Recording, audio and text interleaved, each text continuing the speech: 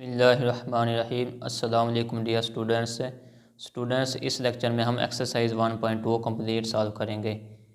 इस एक्सरसाइज में हम ये सीखेंगे कि दो सेट्स का यूनियन किस तरह से मालूम किए जाते हैं और दो सेट्स का इंटरसेक्शन किस तरह से मालूम करते हैं। इसके बाद हम तीन सेट्स का यूनियन और इंटरसेक्शन लेना सीखेंगे। तीन सेट्स का यूनियन किस तरह से मालूम किया जा सकते हैं और तीन सेट्स का इंटरसेक्शन किस तरह से मालूम करते हैं। और सबसे आखिर में हम ये सीखेंगे कि डिफरेंस क्या होते हैं और दो सेट्स के दरमियान डिफरेंस किस तरह से मालूम किया जा सकता है। तो चलिए स्टार्ट करते हैं अपनी exercise. Question number first is find the union of the following sets. ये जो सेट्स दिए गए हैं इनका हमने यूनियन फाइंड करना है। यूनियन क्या होता है, इसकी डेफिनेशन क्या है, पहले हम यूनियन की डेफिनेशन कर लेते हैं, इसके बाद हम ये सारे क्वेश्चन सॉल्व करेंगे। Union of two sets. Union of two sets A union B. दो सेट्स के यूनियन को हम इस तरह से डिनोट करते हैं, ए कैपिटल यू बी, ये सिंबल है यूनियन का। A union B is a set which consists of elements of both A and B with common elements represented only once.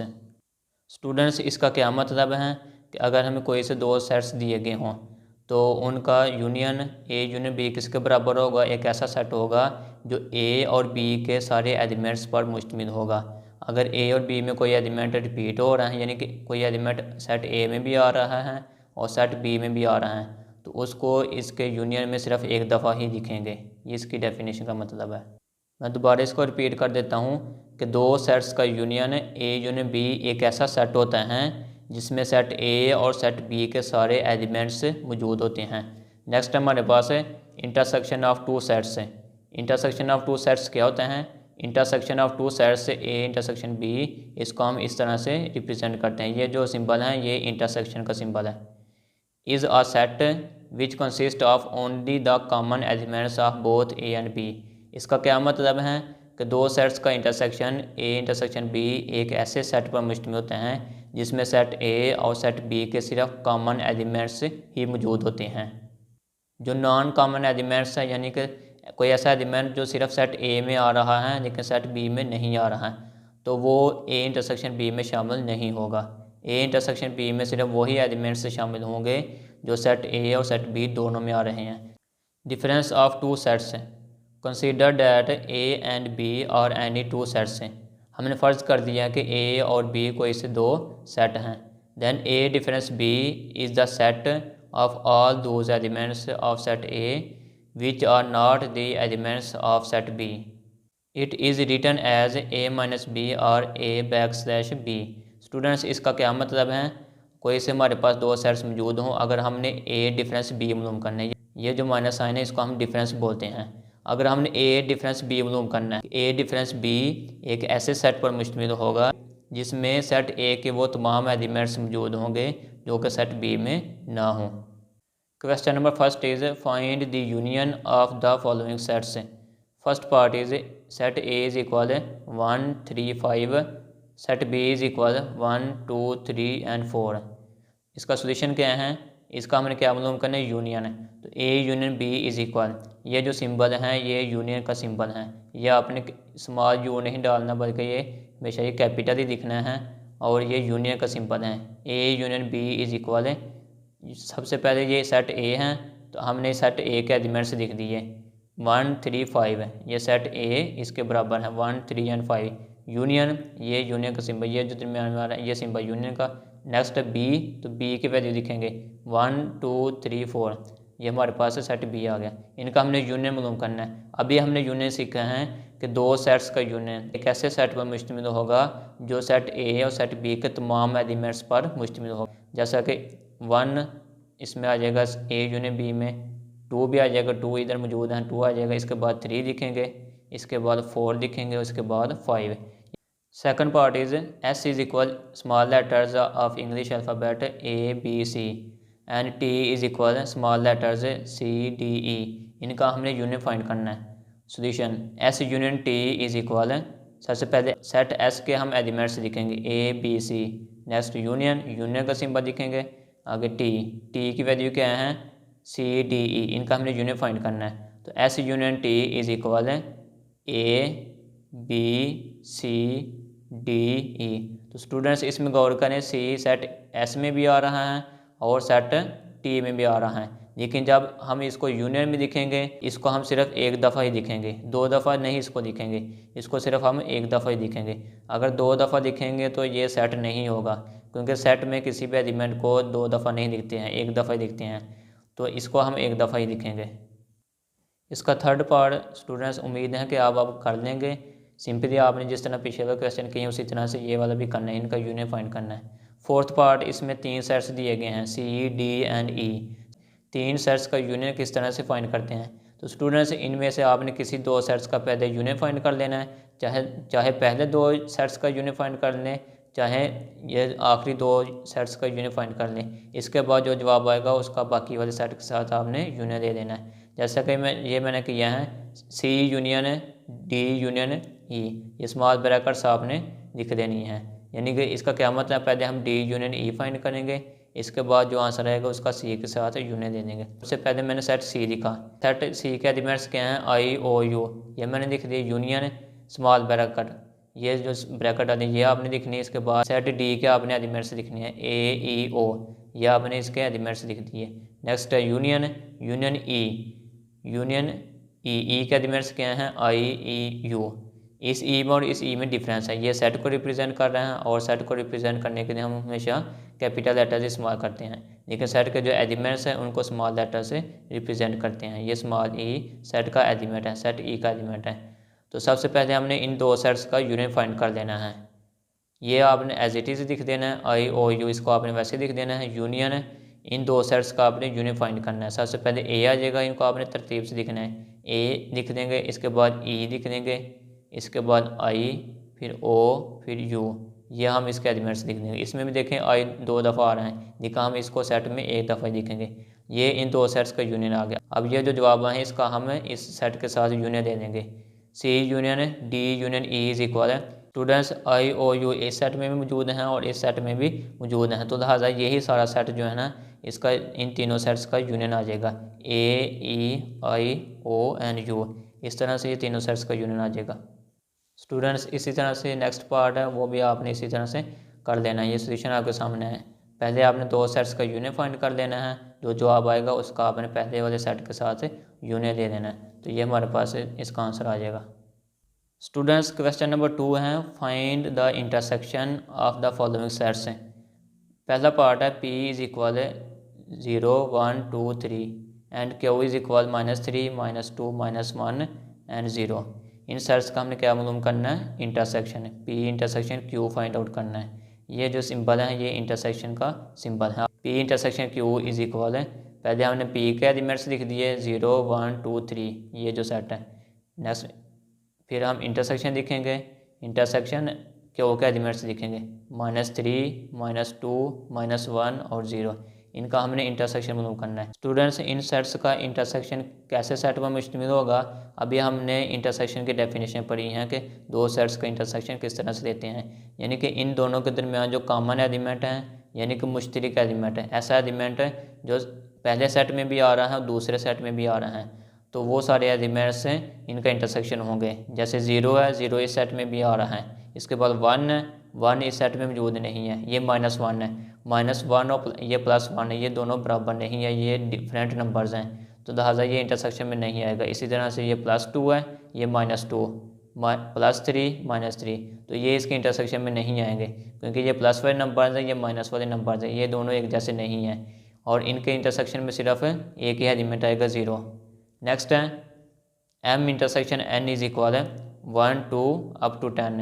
Student इस सेट में 1 से लेकर 10 तक एलिमेंट्स मौजूद हैं, यानी कि जो सेट m दिया गया है इसमें 1 से लेकर 10 तक एलिमेंट्स मौजूद हैं। ये जो 3 डॉट लगे हैं इसका मतलब है आगे एलिमेंट्स तरतीब से चलते जा रहे हैं, कहाँ तक, 10 तक, यानी कि 1 2 2 के बाद 3 आएगा, 3 के बाद 4, इसी तरह से 5 6 7 8 9 एंड 10, ये 10 तक इसमें एलिमेंट्स मौजूद हैं। इंटरसेक्शन n के एलिमेंट्स क्या हैं 1 3 5 7 9, इन दोनों का इंटरसेक्शन क्या होगा, इंटरसेक्शन क्या होगा, जो इन दोनों के कॉमन एलिमेंट्स हैं वो इन दोनों का इंटरसेक्शन होगा।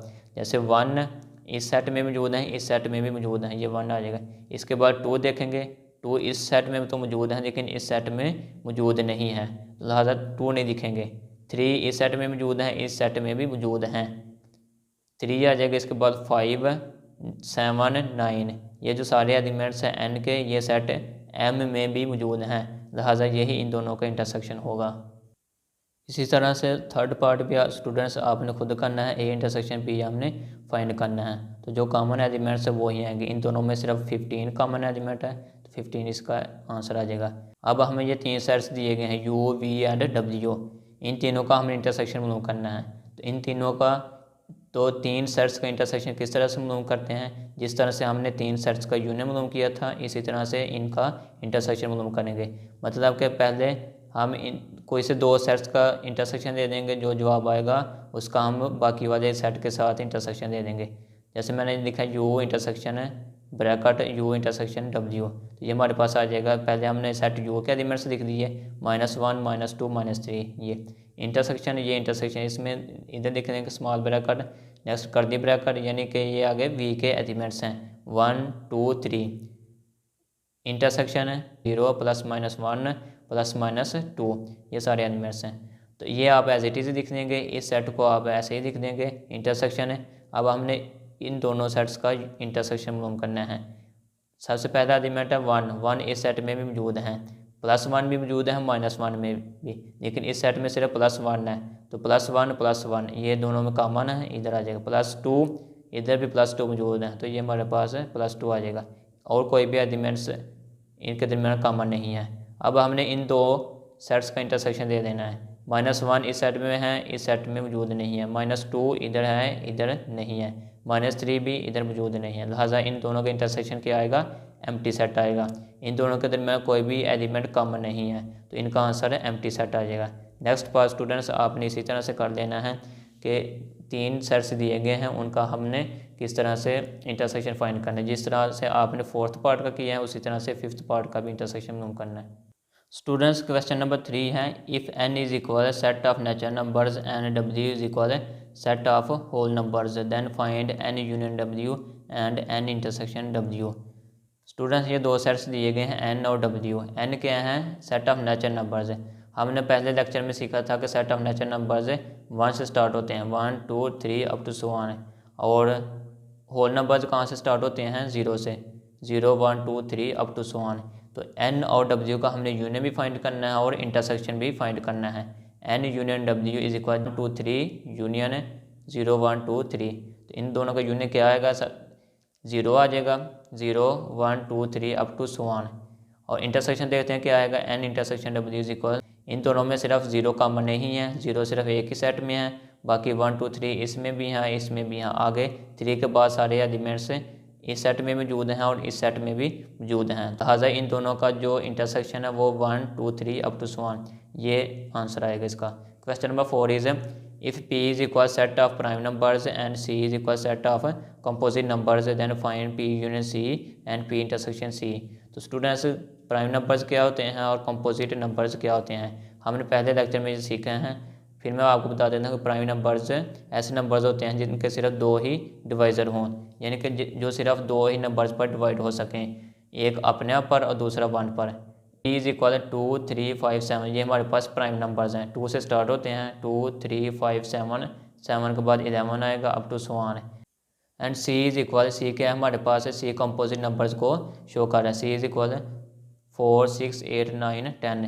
कंपोजिट नंबर्स क्या होते हैं, ऐसे तमाम नंबर्स जो प्राइम नंबर्स नहीं होते हैं, लेकिन कंपोजिट नंबर्स 4 से स्टार्ट होते हैं, 1 कंपोजिट नंबर नहीं है। कंपोजिट नंबर की डेफिनेशन एक ये भी है कि the numbers having more than 2 factors, यानी कि ऐसे नंबर्स जिनके 2 से ज़्यादा फैक्टर्स हों। ये हमें मालूम हो गया कि p किसके बराबर हो, c किसके बराबर है। अब इनका यूनियन इंटरसेक्शन मालूम करने के काबिल हो चुके हैं, यानी कि p यूनियन c हमारे पास आ जाएगा 2 4 5 6 7 8 and p intersection c is equal empty set, यानी कि इन दोनों के दरमियान कोई भी एलिमेंट कॉमन नहीं है।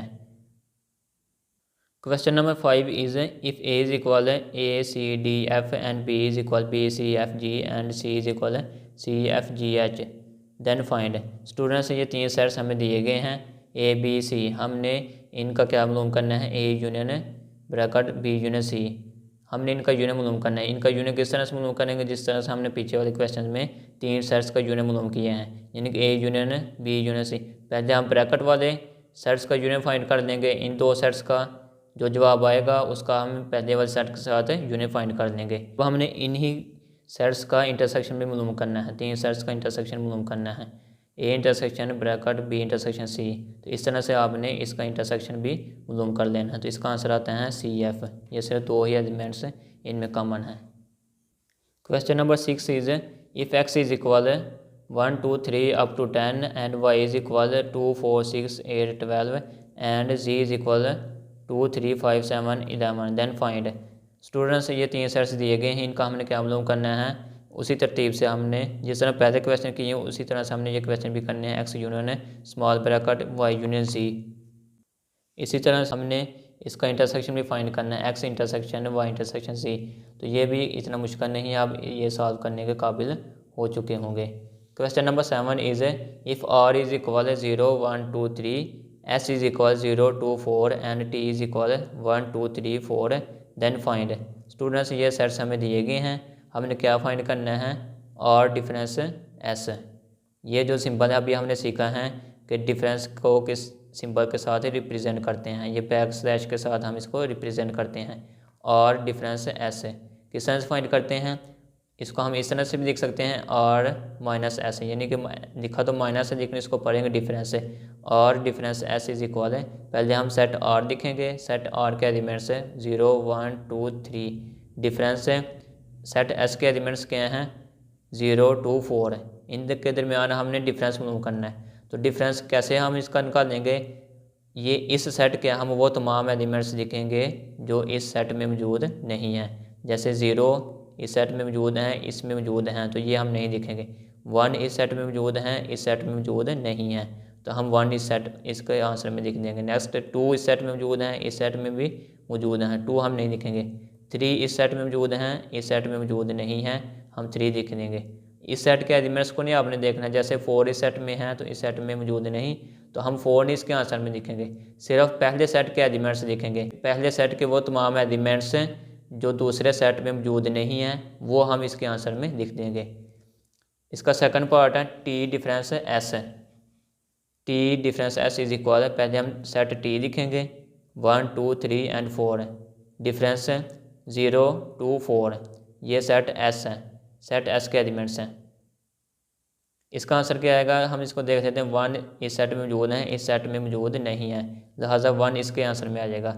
2 इस सेट में मौजूद है, इसमें भी मौजूद है, 2 नहीं लिखेंगे। 3 इस सेट में मौजूद है, इसमें नहीं मौजूद है, तो 3 लिख देंगे। इसी तरह से 4 इस सेट में मौजूद है, इसमें भी मौजूद है, 4 नहीं लिखेंगे, तो लिहाजा इसका आंसर भी 1 3 आ गया। इसके बाद थर्ड पार्ट वो भी आप करने के काबिल हो चुके होंगे, इसी तरह से होना है। फोर्थ पार्ट स्टूडेंट्स एक्सरसाइज 1.2 आपकी कंप्लीट हो चुकी हैं। मिलते हैं अगली वीडियो में। अल्लाह हाफिज़।